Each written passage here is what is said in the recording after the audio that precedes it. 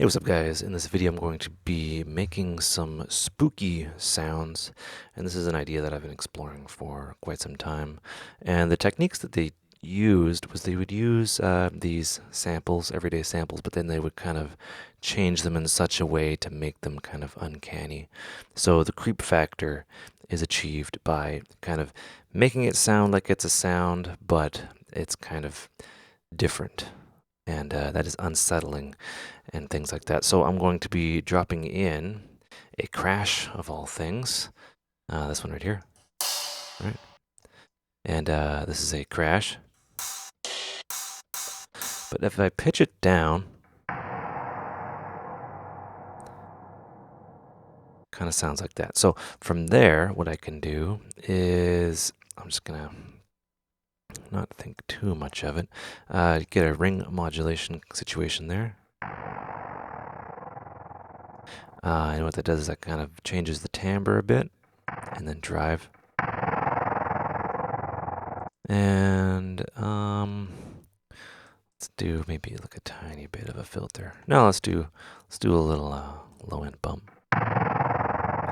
And there's that really cool thing to make something spooky. I find is we've evolved to kind of look for predators, and if something's close, we know that it's close. We have two ears, and we can kind of judge the difference of the difference between the sound traveling one ear to another. We can actually listen to the decay of the space, wherever we are, a cave, a house, whatever, and we can kind of figure out where things are. So, in theory, if something is close, like so, we can kind of pick apart where things are. Oops. All right, so there's that. Give it a bit more drive. Maybe make it a little bit more in a wide open space. Wide open spaces are spooky. And from here, we'll get an EQ. If I can find, there it is. Get an EQ. We tend to be spooked out from lower frequencies more than higher frequencies. So there's a little bit of like a growl in there. And just like our eyes try to pick apart patterns in the noise, like a predator, a potential predator, or like something in the leaves, which are noisy, if we see something that kind of resembles like a lion or something, we run away. It makes us unsettled. The same thing here. Why I use the ring modulation is it kind of modulates the amplitude. Kind of sounds like a growl.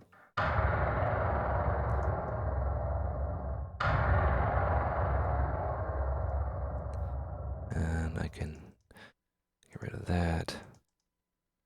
Gonna do this.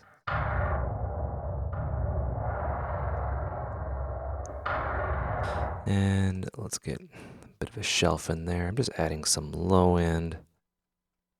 Oops. There we are. I want to adjust that. I don't want to clip, but I just want to adjust the tone.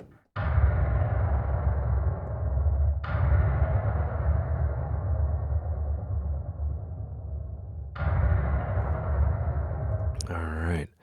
So from there, we can just kind of go off.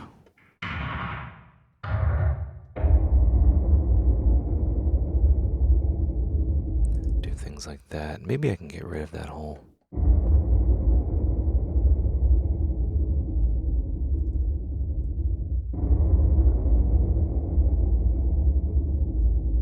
Almost sounds like dark machinery in the distance starting up. That's a natural. It's an unnatural sound.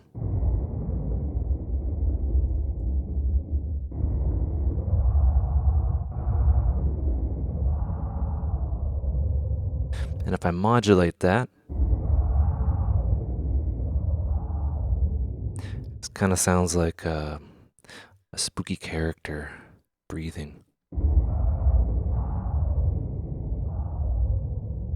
And things like that. So you can do all sorts of things like that, just using basic effects that they used back in the day. And this was done in, Silent Hill a lot. They would just take these sounds and then kind of affect them in, it's not too complicated, but the effect was quite good, using space and frequency modulation, ring modulation, white noise, varying guitar pedal effects that you may run across. And yeah, I've been exploring this for a bit.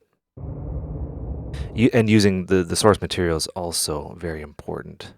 Like a crash, you can turn into like a deep kind of thing that might play in like a dark lit kind of factory, and you're like, what's moving and making that sound in the background? Unsettling, uncanny valley, etc., etc. Anyway, hope you guys enjoyed the video. Hope you learned stuff. Take care and have a good one.